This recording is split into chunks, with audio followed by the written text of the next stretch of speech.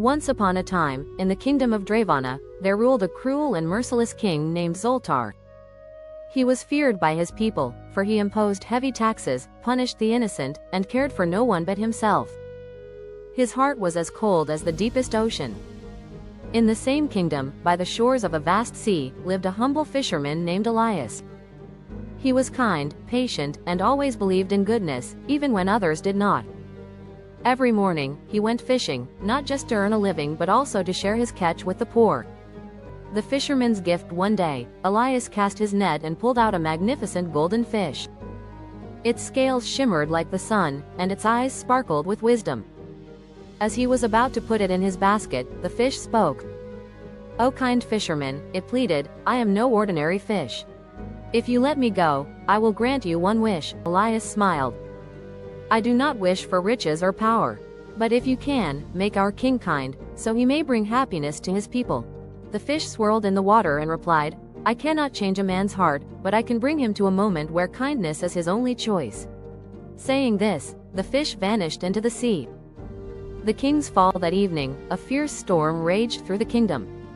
The mighty winds overturned the king's ship while he was out hunting. His guards abandoned him, and he was left struggling in the raging waves. Just as he was about to drown, strong arms pulled him from the water. It was Elias. Elias took the shivering king to his small hut, gave him dry clothes, and prepared warm soup. The king, still in shock, said nothing. He had never been treated with such care before. The fisherman's kindness over the next few days, Elias treated the king as an ordinary man, showing him how to fish, telling him stories of the struggles of the poor, and sharing his simple meals. The king, for the first time, saw life outside his golden palace. One evening, the king asked, "Fisherman, you saved me even though I am cruel to my people." "Why?" Elias smiled. "Because kindness is like the ocean, vast and endless. Even the hardest rock is shaped by its waves over time." The king was silent. That night, he could not sleep, thinking about the suffering of his people. The king's changed when he returned to his palace. He announced great changes: taxes were reduced, food was given to the hungry, and the cruel laws were abolished. He made Elias his royal advisor and often sought his wisdom.